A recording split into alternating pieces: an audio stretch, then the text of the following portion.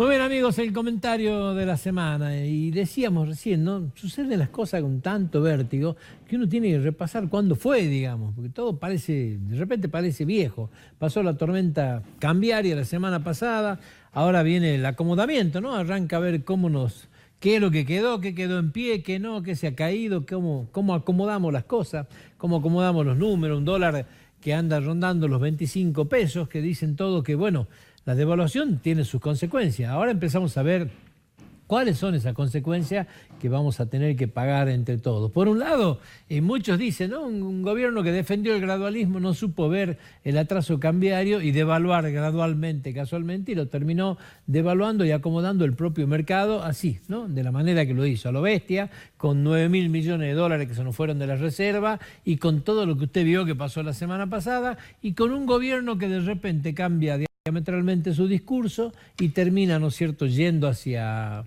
el Fondo Monetario Internacional con lo que esto genera, ¿no? Todo lo que vimos, las expresiones de la gente, el temor, la situación social, la situación de convulsión social que se va a ver, porque evidentemente que el solo nombrar el Fondo Monetario Internacional termina generando esto, ¿no? Los temores del ajuste. Ahora, los ajustes, volvíamos a la pregunta inicial que nos hacíamos también en el noticiero. ¿El ajuste es culpa del Fondo Monetario Internacional o el ajuste en algún momento la República Argentina, si quiere hablar en serio, lo va a tener que hacer?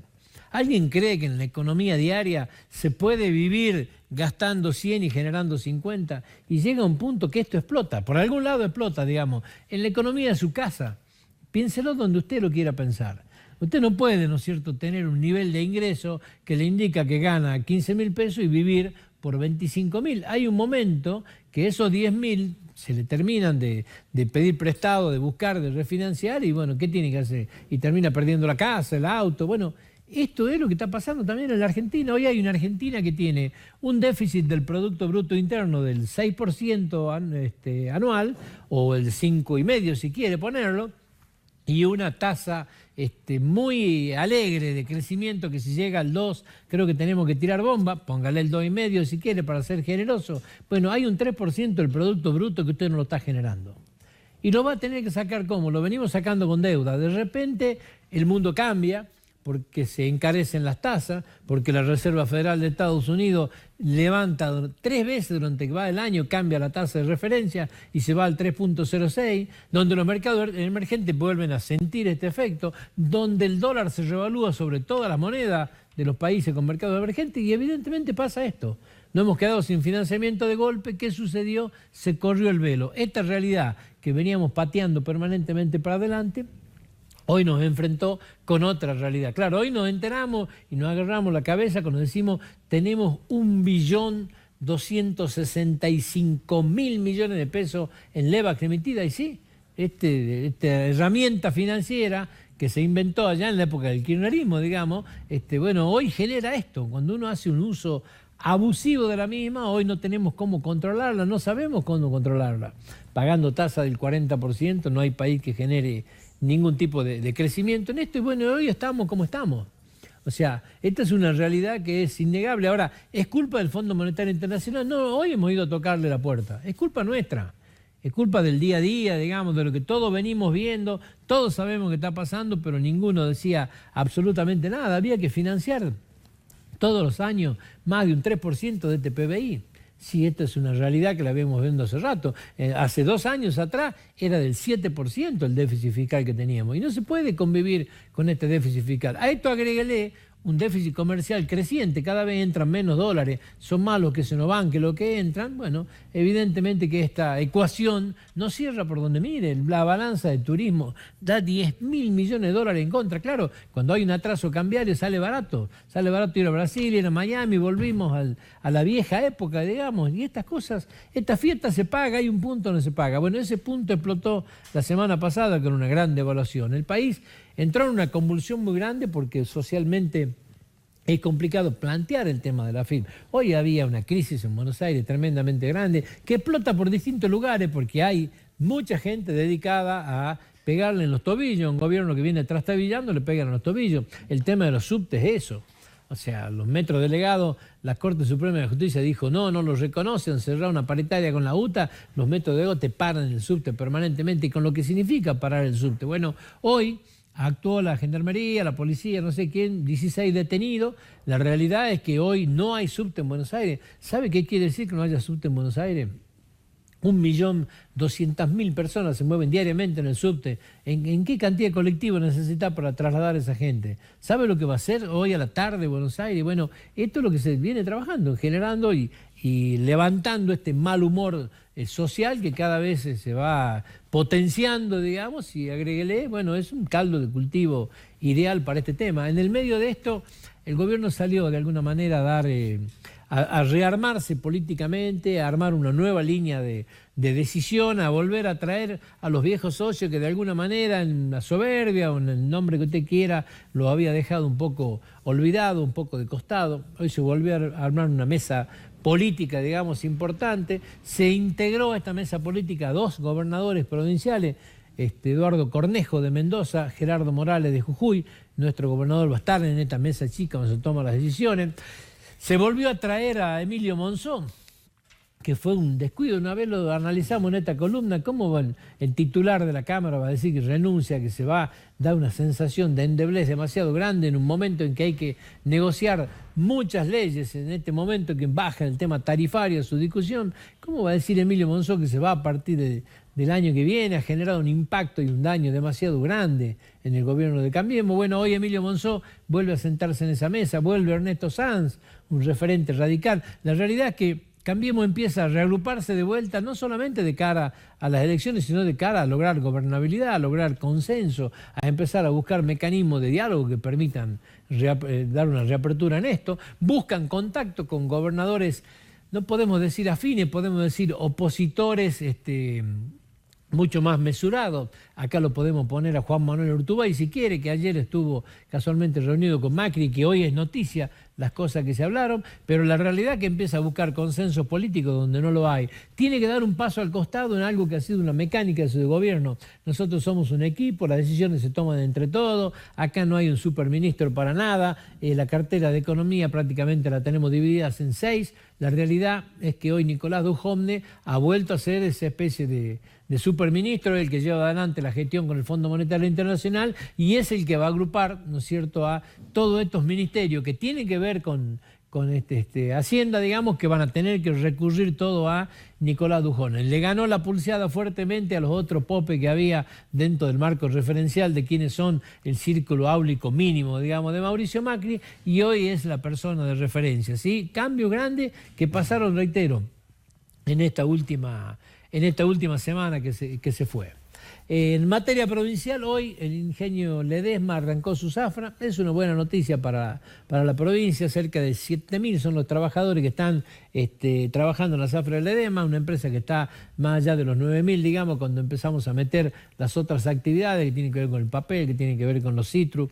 Una empresa, digamos, que tiene mucho que ver con la economía nuestra y que en esta zafra de este año también adquiere una relevancia muy importante. ¿Por qué? Porque el ingenio San Isidro sigue cerrado, está con serias complicaciones, y hay gran parte de los cañeros independientes jujeños que entregan caña en San Isidro que hoy están con contratos caídos y que le están desde otro ingenio, no radicados acá, tratándole de hacer firmar, ¿no es cierto?, contratos hasta leonino en algunos casos. Bueno, la idea de que haya más referentes en esto es fundamental. Por eso Ledesma en esto empieza a jugar también un aspecto preponderante, a ver cómo va a influir en este tipo de cosas. Y todo lo que es Ledesma en el marco de la economía jujeña, ¿no?, sin lugar a ninguna duda. Así que hoy arrancó la zafra, 10:30 de la mañana, los actos protocolares, la misa. La realidad es que ya está moliendo el ingenio Ledesma. La esperanza sigue el marco de duda que le planteábamos la semana pasada.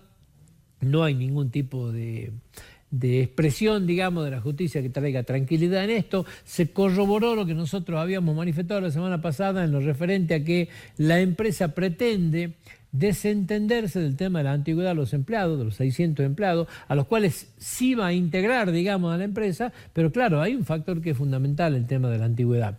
Esto es absolutamente clave. Se imagina, de no reconocer la antigüedad significaría que después se puede llegar a indemnizar con 2,50 pesos, digamos, a los empleados. Cambia radicalmente todo lo que se habló hasta acá.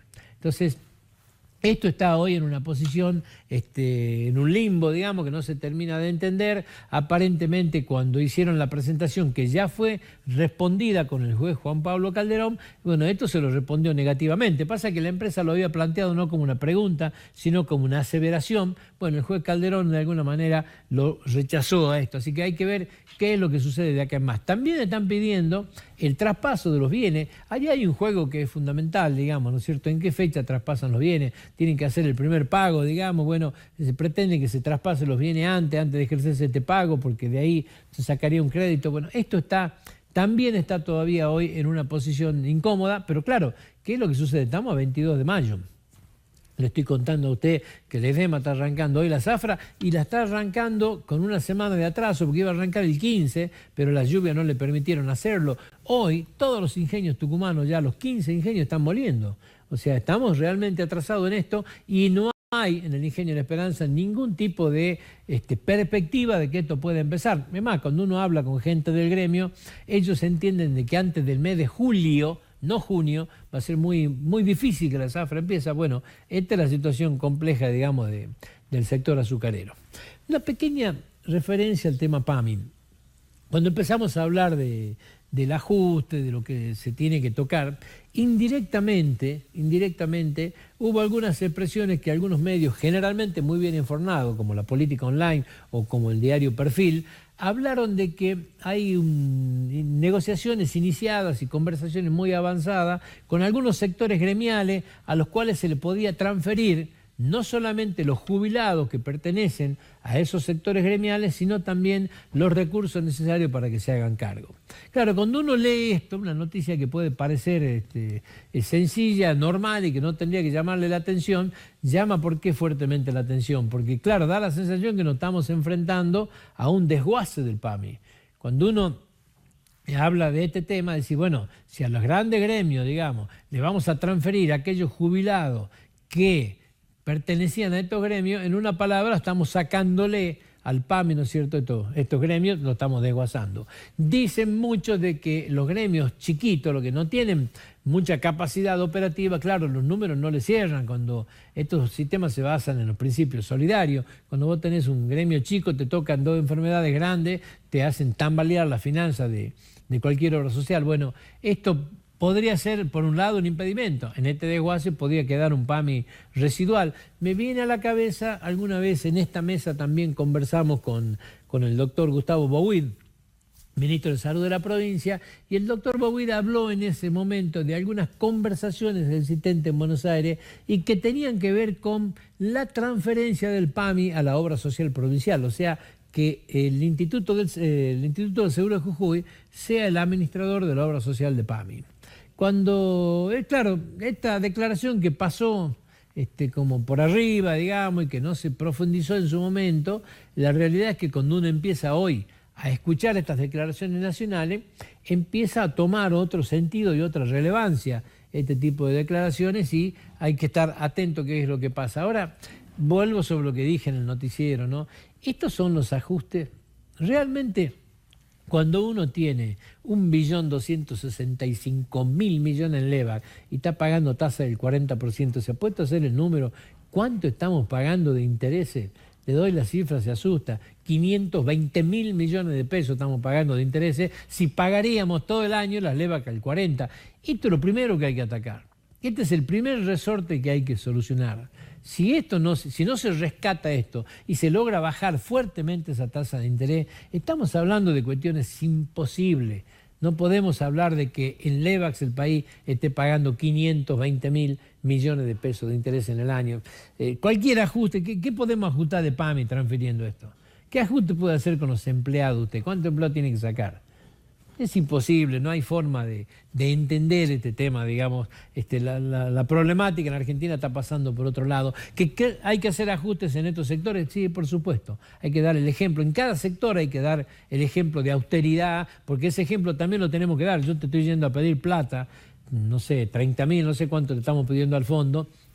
Hay que dar también un ejemplo de austeridad y de que queremos hacer las cosas bien para devolver. Hemos sido incumplidores seriales, digamos, pero me parece que el problema hoy está pasando, por lo menos por lo que uno ve, por otro lado. También en la semana hubo algunas novedades que quedaron absolutamente tapadas, por supuesto, por la situación que hablábamos recién, ¿no?, de esta tormenta cambiaria, y que tiene que ver con la famosa mega causa, ¿no? Porque hubo planteos de inconstitucionalidad, hubo recusaciones, hubo pedidos de jury, o sea, por un lado la defensa del doctor Eduardo Fellner planteó la inconstitucionalidad de la ley del Ministerio Público de la acusación en el artículo específico que se refiere a las causales de remoción, ¿no?, a las causales de jury, porque entender de que este artículo específico estaría de alguna manera modificando la Constitución provincial que especifica de qué manera tienen que removerse, ¿no es cierto?, en este caso los fiscales. Hecho esto, ¿no es cierto?, está planteando un jury contra el fiscal Diego Kusel por entender de que hay un incumplimiento de sus deberes, por entender que ha tenido una actuación poco feliz cuando fue la indagatoria a su persona, que se retiraron, y por entender de que hay mucha gente, algo parecido a lo que planteó en su momento el contador Lucio Abregú y su defensa, de que hay mucha gente que no está siendo, ¿no es cierto?, ni imputada, ni citada a declarar, ni investigada, y que tendrían responsabilidades hasta mayores, digamos, que muchos de los que están imputados. Que había, por parte del fiscal Kusel, digamos, alguna actitud parcializada en este tema, bueno, es lo que está sosteniendo la defensa de Eduardo Fellner en este tema. Por otro lado, se planteó la recusación al juez Isidoro Cruz por entender la defensa de que el juez habría prejuzgado, digamos, al decir que, bueno, tiene que ir Fellner a juicio. Nosotros habíamos hablado en su momento con el juez Isidoro Cruz, quien negó absolutamente esto. Lo que sí dice, bueno, yo lo que dije es que acá hay 1.300 millones de pesos que faltan, hay casas que no se han hecho, evidentemente que esto tiene que terminar en un juicio, pero no habría un juicio de valor respecto a la situación del doctor Fellner, sino que en general esto tiene que ir en una investigación y tiene que llegar a juicio. Bueno, la realidad es que esto lo tiene que ver la justicia. Ahora, volvemos sobre esto, ¿no? También se rechazó una recusación de Milagro Sala que había ya planteado contra Isidoro Cruz. Qué difícil que es. Estaba viendo que la semana que pasó confirmaron el procesamiento de Carlos Menem por el tema del Río Tercero. ¿Cuántos años pasaron por esto? Qué difícil que es lograr justicia, ¿no es cierto?, en este tipo de situaciones cuando hay interminables, ¿no es cierto?, instancias judiciales que surgen, que se apela, que de nuevo, porque ahora todo esto que se planteó acá va a llegar hasta la Corte y van a pasar 2 o 3 años más, no sé cuánto pasarán. Qué difícil que es, ¿no? ¿Qué se hace en estos casos? Hay que modificar los códigos de procedimiento. ¿Cómo es la situación, no? Realmente, hoy a la mañana hablábamos casualmente en el programa de radio y decíamos que por ahí uno entiende cuando, claro, ve lo que pasa en Brasil, donde primero van presos y después como que el proceso sigue. Claro, la persona cuando ya está privada de su libertad también se preocupa de que el proceso siga y se haga justicia rápido, se llegue a juicio, no obstaculiza, porque claro, pero bueno, esto no es la legislación argentina, evidentemente. Qué difícil que es lograr justicia, por eso hay un descrédito muy grande y por eso dicen, acá toma relevamiento cuando uno dice hay una justicia de pobre y una justicia de rico. Porque claro, ¿qué está queriendo decir con esto? El que tiene la posibilidad de pagar buenos estudios de abogado y de sostener, ¿no es cierto?, una batalla judicial de esta manera, lógicamente logra dilatar y forzar situaciones que hacen de que al final se termine que nunca pasando nada. Y hay una sensación en la gente que nunca pasa nada, ¿no? Si usted le pregunta al común de la gente y todo el mundo le dice lo mismo, no, en la Argentina no pasa nada. O sea, por eso dice, cuando roben hay que robar mucho para poder después pagar a los abogados y obtener lo que uno quiere obtener, digamos. O sea, por eso hablan de los ladrones de gallina. Pero bueno, la realidad de una cosa. Se ha prohibido en un fallo de un juez federal de la localidad de Dolores, el doctor Alejo Ramos Padilla, ha prohibido la interrupción de los servicios de gas por el plazo de 90 días ante la falta de pago. Es una resolución que viene de un amparo que fue presentado en algún momento por una entidad de la Asociación de Consumidores Argentinos, y este amparo tiene vigencia, digamos, en toda la jurisdicción nacional. Es una orden que da, digamos, a todas las compañías de que no pueden llevar adelante los cortes. Hasta acá una cuestión que puede considerarse normal y bueno, son cuestiones de procedimiento, pero la realidad es que también hay una expresión que dice: esto es hasta tanto se sustancie la cuestión de fondo que tiene que ver con un pedido de retrotraer las tarifas al año 2016.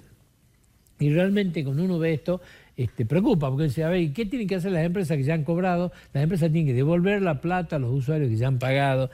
Realmente, si alguien cree que esta Argentina es posible, me parece que eso, no entiende los números de la Argentina, o realmente estamos ante una situación que lo que se quiere es que un gobierno se caiga a pedazos.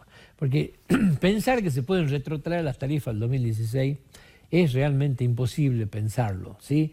Pero bueno, esta es la Argentina de hoy, ¿no? Una Argentina que está convulsionada completamente, donde uno puede llegar a entender que en el Congreso, donde nuestros representantes debaten este tipo de cosas, existan proyectos que son políticos, digamos, y existan proyectos para decir, bueno, vamos a retrotraer las tarifas 2 años atrás. Bueno, uno lo puede entender en el marco del Congreso. Es difícil entenderlo en la justicia, digamos, donde dictan fallos de esta naturaleza, donde si este fallo estaría firme, usted se imagina el impacto que tiene. Claro, en el Congreso termina siendo una declaración política, digamos, va a pasar, no hay acuerdo, hoy se está firmando el dictamen correspondiente para que mañana tenga tratamiento. El senador Pichetto hoy dijo de que, bueno, se esperó al gobierno que presente un proyecto que no lo ha presentado hasta acá, mañana avanzamos con el que ya tiene dictamen, que ya tiene dictamen lo va a obligar al presidente Macri a vetar y le va a hacer pagar el costo político, pero bueno, es como dice, costo político, es política. O sea, existe la herramienta, ¿no es cierto?, del presidente para decir, bueno, hay que pagar el costo político, y se lo va a hacer pagar la oposición, y es política, está correcto que sea así, digamos, pero no lo termino de entender en la justicia, ¿no?, con fallos de esto que perjudican de la manera que estamos hablando y que pueden llegar a ser absolutamente contundentes en la finanza pública. Uno no puede entender que se pueda llegar a dar. Pero bueno, así está planteada hoy una Argentina, ¿no?, una Argentina muy convulsionada, va a ver las imágenes hoy en hora de la tarde, lo que pasó, con 16 detenidos, con los metrodelegados que no representan a nadie, pero te paralizan el subte permanentemente, en la policía que no puede actuar, porque cuando actúa hay una feroz represión, y hoy está todo el sistema del subte paralizado, con lo que esto significa para Buenos Aires. Hoy estamos viviendo prácticamente un escándalo, ¿sí?, con una convocatoria para una marcha para el día viernes 25, con fotos que uno por ahí no termina de entender, ¿no? Verlo al presidente del episcopado con Moyano o sea, en una foto que tiene una trascendencia política demasiado grande, uno no termina de entender por qué la iglesia se mete en esto, digamos, y termina en ese gráfico donde no podemos hablar de inocencia. Acá no hay inocencia, no hay muchos inocentes cuando juegan en estos campos, digamos, y en estas batallas. Entonces, no se termina de entender, pero bueno, es la Argentina convulsionada de hoy. Nos vamos, ya volvemos en minutos más, vamos a hablar de minería enseguidita nada más. Muy bien, amigos, volvemos al aire. Este bloque estamos acompañados por Ricardo Rodríguez, que está a mi derecha, gerente general de Recursos Humanos de Chinchillas, y está también Esteban Bartoletti, superintendente de desarrollo de personal. Y claro, nos preguntamos si fuera de cámara, cuando uno da esta perspectiva y escucha el análisis, y bueno, ¿cómo se sigue, ¿no?, después de esto? Pero yo me acordaba, porque el sector privado tiene por ahí una forma de accionar, de defenderse y de reaccionar, que no responde a los parámetros normales, digamos, que por ahí el sector público lo da. Me acordaba, sin ir más lejos, cuando Gerardo Morales tuvo su primer mensaje legislativo. Casualmente terminó el mensaje hablando de Pirquita, de la finalización de su ley, de que había que, bueno, reinventarse, y convocando a todos a viajar al día siguiente, que era un día sábado, me acuerdo, el día domingo, para juntarse con la comunidad y para empezar a desarrollar en conjunto algo. Hoy esa pirquita transformada en chinchilla, que es lo que hoy vamos a tratar de contarle a usted, digamos, de qué significa esta transformación, cómo se hace, pero bueno, es la respuesta a lo que hablábamos recién, ¿no? Cómo se sale de esto. En este tipo de respuesta, el sector privado tiene una dinámica y una forma de enfrentarse que es distinta a las otras. Gracias por venir. No, gracias a vos, Alberto, por la invitación. Claro, usted me desafiaron recién, me dijeron cómo se sale de esto después del análisis. Bueno, es la respuesta que muchas veces se da, ¿no es cierto? Claro que hay una salida y claro que hay sectores que reaccionan de distintas maneras y me parece que el sector minero hoy en general vive un momento de gran desafío y donde la creatividad está al orden del día, ¿no? Sí, yo hoy un poco lo que pienso, ¿no es cierto?, a tu pregunta es que un gran desafío que hoy tiene la minería es gestionar la incertidumbre, ¿no? Y en esta gestión de la incertidumbre nosotros como SSR Mining tenemos dos variables que para nosotros son importantes, los conceptos de sostenibilidad y sustentabilidad. Creo que hoy, ¿no es cierto?, bajo esas variables, desde una mirada mucho más macro, mucho más integral, no desde lo micro, ver, ¿no es cierto?, pequeños detalles, nos permite, ¿no es cierto?, poder llevar este proyecto a la realidad que hoy estamos ya a próximo, ¿no es cierto?, de comenzar las operaciones en los próximos meses, ¿no? A ver, le contamos un poquito a la gente en un idioma lo más llano posible. Pirquita había cumplido su plazo, digamos, ¿no es cierto? Había un agotamiento de la mina, no es que se cerraba porque había ninguna cuestión rara, simplemente se habían cumplido los plazos, digamos, y dentro de este marco se empezó a pensar qué se hace. Apareció la posibilidad de Chinchilla. ¿Qué es Chinchilla? Para que la gente entienda en el idioma lo más llano posible, digamos. Bueno, Chinchilla es un yacimiento minero que se encuentra ubicado en el departamento de Rinconada, muy cercano a la comunidad de Santo Domingo, a 45 kilómetros de nuestra planta de procesamiento de material, que es la conocida por todos, Pirquitas. O sea, que lo que se logró con esto es que este proyecto de Chinchilla, es decir, bueno, podemos continuar como si fuera el otro proyecto, no desguazar todo lo que había en Pirquita y darle una continuidad. Yo lo estoy repitiendo esto aunque parezca, no digo, pero es para que la gente un poco lo entienda, digamos, perfectamente qué es lo que significa, porque la gente por ahí un poco no lo entiende. Y apareció este proyecto de Chinchilla, ¿en qué etapa está? Bueno, en este momento el proyecto de Chinchilla se encuentra en lo que se llama técnicamente la etapa de destape. Esta etapa de destape que la hemos comenzado en el mes de marzo, dura aproximadamente hasta fines de junio, donde bueno, luego de distintas operaciones que el equipo de mina y servicio técnico está llevando adelante, ya estaríamos en condiciones de poder transportar el material desde el yacimiento Chinchillas a la planta procesadora de Pirquitas. O sea, lo que ha permitido también es, bueno, la planta procesadora va a seguir funcionando con normalidad, se extrae el material de esto, el otro lo estaba agotado, lo llevamos con tranquilidad. Perdón que yo repite de esta manera, pero por ahí la gente no lo termina de captar, digamos. Qué bueno eso que decís, ¿no? Porque nosotros, ¿no es cierto?, los jujeños creo que tenemos que estar realmente orgullosos que este es el primer yacimiento y la primera operación minera a nivel de Latinoamérica con las características particulares que va a tener esta operación. Imagínate lo siguiente, un yacimiento a 45 kilómetros de la planta procesadora, pasando por distintas comunidades, 45 kilómetros, distintas comunidades, como dije recién, que son 14 comunidades, 2 jurisdicciones, Rinconada y Nueva Pirquitas, un 100% de nuestro personal residente en comunidades, que es, ¿no es cierto?, lo que hemos incorporado en en los pasados días. 5 superficiarios que hubo que trabajar con ellos, ¿no? Lo que esto genera realmente, ¿no es cierto?, una magnitud y una coordinación de distintas energías que realmente, ¿no es cierto?, son importantes y creo que tenemos que estar orgullosos, ¿no es cierto?, de esta experiencia, de esta operación que es única a nivel, ¿no es cierto?, Latinoamérica, ¿no? Si le tenemos que poner un número, ¿en cuántos años alarga la vida útil esto, digamos? Bueno, hoy por hoy los estudios determinan que son 8 años de vida útil, ¿no? De vida útil, 8 años más. Correcto. Recién hablaste y te pido, Eduardo, que te sume, digamos, ¿no es cierto?, en esto, pero yo los veo que hoy nos hemos acostumbrado tanto a hablar de las comunidades con mucha naturalidad. Es como que es imposible entender ningún tipo de proyecto de esto si no tocamos el tema de las comunidades. Él decía recién, pasamos por tantas comunidades. Contame un poco cómo integraron este tema, digamos, cómo es la integración de estas comunidades a este proyecto.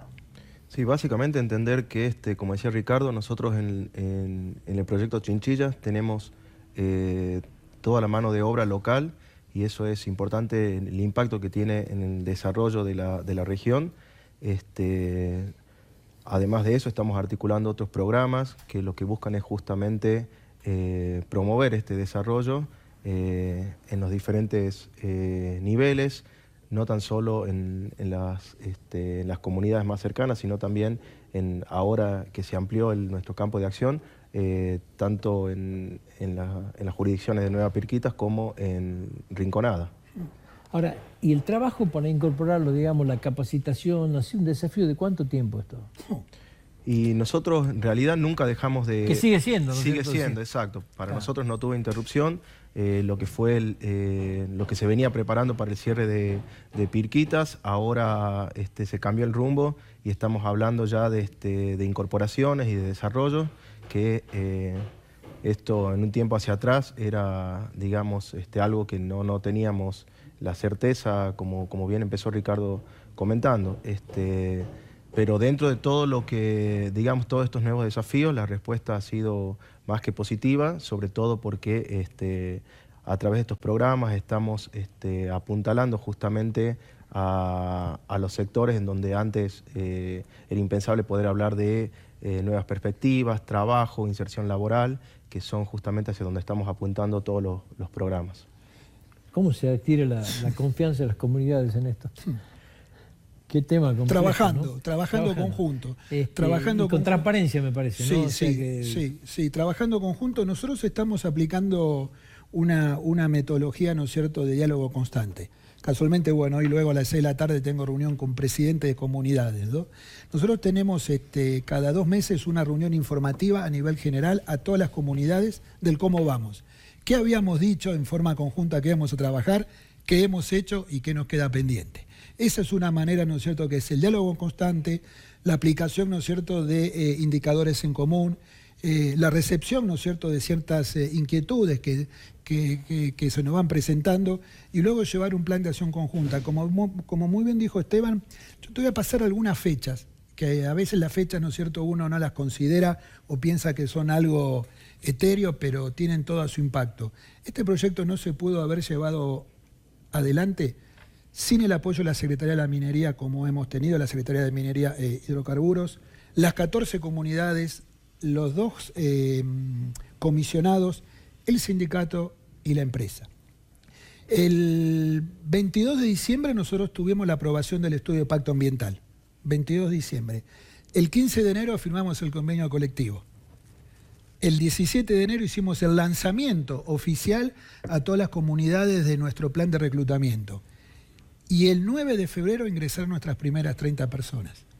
Y el 9 de mayo ya teníamos nuestras primeras 2 operadoras, mujeres de la comunidad de Santo Domingo, operando, ¿no es cierto?, los camiones 777 en forma individual. Dice que son camiones de 50 toneladas que operan las mujeres. Sí. Vos fijate todas estas fechas que yo comenté. ¿Es gente de la comunidad? Gente de la comunidad, y el 30% de nuestra dotación operativa del área de operaciones, minas y servicios técnicos, el 30% son mujeres de la comunidad. O sea, creo que, ¿no es cierto?, este proyecto a los jujeños tiene que también tenernos una reflexión, que cuando cuando los distintos actores tenemos un punto en común, los resultados, ¿no es cierto?, se pueden llevar adelante. Fíjate que hablé del gobierno, Secretaría de Minería y Hidrocarburos, las comunidades, el sindicato y la empresa. ¿A dónde ha quedado eso de que las mujeres no entraban a las minas? Ha quedado en el pasado, digamos. Estamos en el siglo XXI y varios paradigmas, ¿no es cierto?, ya han dejado de existir, ¿no es cierto?, ¿no? Al contrario, la participación de la mujer en la minería, creo, ¿no es cierto?, que es uno de los grandes avances que ha tenido en los últimos años, y más nosotros, ¿no es cierto?, con esta puesta en marcha concreta, ¿no?, de esta operación. Hay una chofer de remis, de un taxi amarillo acá en Jujuy, que varias veces la casualidad hizo de que me tenga que llevar, y me dijo, ya hace unos años estoy hablando, ¿no?, que estaba anotada y que ahora tenía la prueba y que era muy factible que se iba a trabajar manejando, que su sueño era manejar esos camiones con esas cubiertas grandes, dice, y yo estoy capacitada para hacerlo, y era su gran sueño, y me llamó siempre la atención, digamos. Por eso cuando empezamos a hablar hace 2 semanas de la posibilidad de llevar adelante esta nota, digamos, una de las cosas que más me impactó era la integración de la mujer en esto, digamos, porque es como que hay un preconcepto malo, digamos, de que, bueno, la mujer no se integra, digamos. No. Pero cuando uno habla de integración, de inclusión, también, ¿no es cierto?, uno tiene que generar el marco para eso, ¿no? Este proyecto de Chinchillas tiene la particularidad de tener un sistema de trabajo de 8 horas, claro, donde la gente va y vuelve todos los días a su comunidad. El programa Volver a Casa se llama, ¿no? Ese programa Volver a Casa, que estamos trabajando juntos, ¿no es cierto?, con Esteban, ¿no es cierto?, de que la gente pueda comprender, ¿no es cierto?, qué es volver a casa luego de una jornada minera. Primero, volver a su comunidad originaria, volver a reinsertarse, volver a ser parte. Luego, ¿no es cierto?, trabajar estas 8 horas de trabajo en forma constante durante 7 días y luego 3 días de descanso. Y lógicamente, ¿no es cierto?, ese ida y vuelta que lo que genera es una integración del mundo del trabajo con la comunidad, ¿no? La distancia más grande que tienen, con 20, 30 kilómetros, digamos. Sí, 30 kilómetros es la comunidad, ¿no es cierto?, más, ¿no es cierto?, lejana, ¿no? Y esto cuando hablamos también de integración, que Esteban lo dijo, ¿no es cierto?, muy bien. Este es un proyecto donde tenemos miembros de comunidades de las 14 comunidades. No es que está referido solamente a una o 2 comunidades. Lógicamente las comunidades más cercanas, que son las directas, tienen más gente, ¿no? O sea, tienen más personal. Pero acá tenemos, ¿no es cierto?, empleados, personas de las 14 comunidades cercanas al proyecto. ¿Cómo termina siendo el empleo en estos lugares? Digamos, ¿hay plena ocupación? Tiene que haber, prácticamente debe haber desaparecido la desocupación, porque llevar un proyecto de esta naturaleza, de esta magnitud, ¿cuánta gente tienen? Bueno, en este momento, a nivel directo, nosotros tenemos 220 personas, de las cuales 190 personas es el personal operativo y el 30 personas es personal de supervisión, de liderazgo, ingenieros, ¿no? ¿Y si le tenés que poner un número a cuántos son de las comunidades de esto? De las 190 personas, 190 personas. Con mucho orgullo, ¿no es cierto?, decimos que todo el personal operativo y técnico es 100% de las comunidades. Con todo el impacto que eso también genera, no tan solo en su desarrollo personal, sino también a nivel de comunidades, porque tengamos en cuenta que estas comunidades han vuelto de alguna manera a tener movimiento gracias a que estas personas vuelven a sus casas y no tienen que, o sea, vuelven a su lugar a tomar como residencia las comunidades de donde eran, que antes estaban desparramados por otros lados o habían hecho... digamos, había migrado. Y el impacto es directo, si me permitís, ¿no? El otro día, cuando fue el 7 de mayo, que fue el Día de la Minería, se reunieron con el secretario general de AOMA y el secretario general de Jujuy, representantes de las 14 comunidades. Y le han dicho que este proyecto, juntamente con este sistema de trabajo, ha tenido impacto directo. Por ejemplo, hay colegios que se han incrementado la matrícula. Colegios en la Puna que no se han cerrado debido al incremento, ¿no es cierto?, de los niños. Comercios que se han abierto, ¿no es cierto?, por esta apertura. Se ha frenado una Puna que terminaba trayendo gente acá a vivir en los lugares, en los bolsones de pobreza de la capital jujeña, de un plan. Se ha frenado esta migración, la gente está volviendo. El efecto que hay sobre la Puna, la Puna pobre está empezando a cambiar gracias a la minería, no hay ninguna duda de eso. Ahí está. Y estos números es con personal directo, no sumó el personal indirecto. Exacto. Contratistas, subcontratistas, ¿no? Tengo que hacer una pausa, sí o sí. Cuando volvamos me vas a contar un poquitito cómo han trabajado los programas de capacitación y vamos a hablar de este tema del desarrollo de proveedores también, pero lo hacemos cuando volvamos, ¿eh? Perfecto. Cada paso y cada huella tuya es única. Muy bien, amigos, volvemos al aire, último bloque del programa. Estamos hablando con Ricardo Rodríguez y Esteban Bartoletti y nos quedó una pregunta en el aire, ¿no?, y que tenía que ver con el desarrollo de proveedores locales y cómo viene la empresa trabajando en este tema. Bueno, uno de nuestros pilares para este proyecto es el empleo local y el plan de desarrollo de proveedores locales. El empleo local estuvo a cargo, ¿no es cierto?, de Esteban, nuestro superintendente de desarrollo organizacional. Pero el desarrollo de proveedores locales para nosotros es un punto clave, ¿no? Yo te comentaba en el descanso que Hoy por hoy estamos trabajando fuertemente con las comunidades para poder explorar qué servicios y qué productos podemos hacerlo con ellos. Por ejemplo, antes la empresa era responsable del transporte de todo el personal desde las distintas comunidades hacia el proyecto. Hoy por hoy hemos licitado en las 14 comunidades para que ellos mismos, ¿no es cierto?, lleven a cargo el transporte. Lo que te imaginás que esto lo que trajo es desarrollo productivo, desarrollo económico. ¿Por qué? Porque, bueno, entran nuevos bienes, ¿no es cierto?, como son los automóviles, como son las camionetas, y lógicamente, ¿no es cierto?, cada empresa que se ha desarrollado tiene que tomar también personal local, ¿no? Hace 10, 12 años, no sé, capaz que me equivoco, digamos, puede ser un poquito más, un poquito menos, cuando hablamos de proveedores locales, hablábamos que la minería tenía dentro de su esquema más o menos un 6% de proveedores locales. Qué cifra que ha quedado en el olvido, digamos, ¿no? Porque se ha trabajado fuertemente en todos los proyectos mineros y esto ha cambiado sustancialmente. Y siempre decimos que el verdadero derrame en la minería está casualmente acá, ¿no? Seguro. Que este porcentaje sea Seguro, cada vez mayor. Seguro.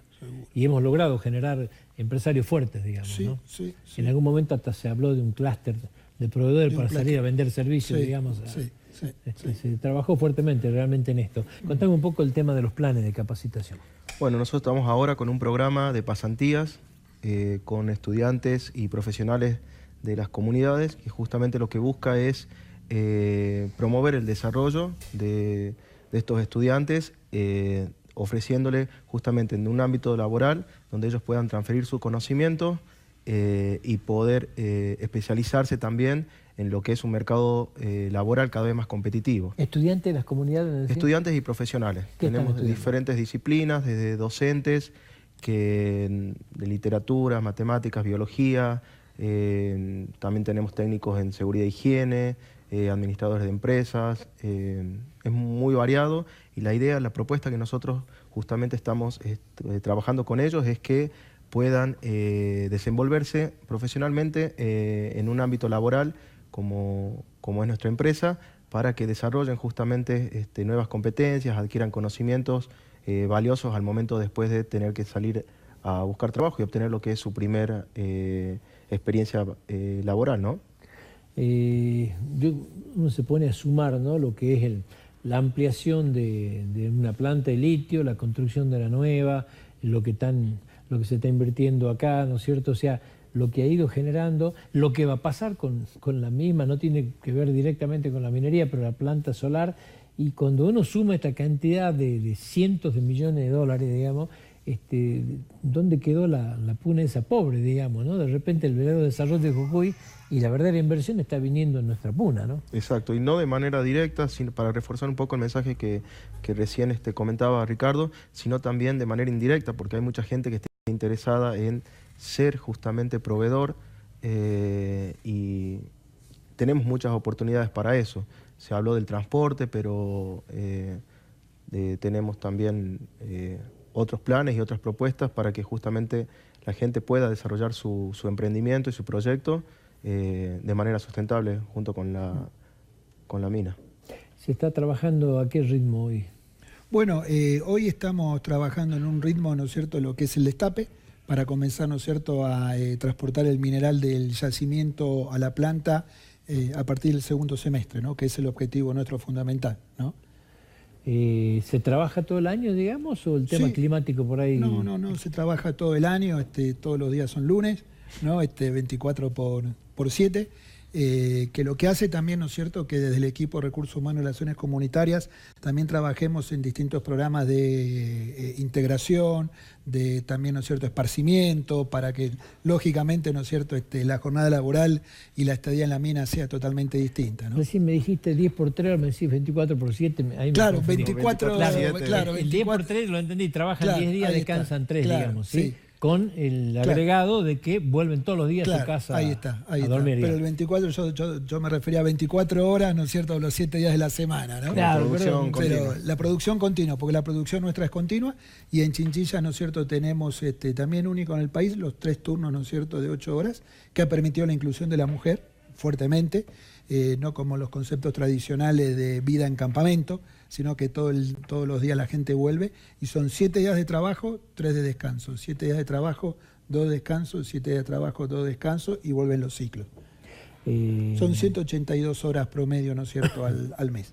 Mucho menos de la jornada legal. Hemos hablado con mucha confianza, pero nunca le hemos contado al oyente qué es lo que se produce. ¿Qué minerales? Sí, se produce concentrado de plata y zinc. Concentrado de plata y zinc. Nosotros lo hemos dado como sobreentendido y la gente por eso no lo sabe, digamos. Sí, sí. Así que, bueno, en cuanto en 3, 4 meses más, digamos, ya se empieza a... a producir, ¿no es cierto?, lo que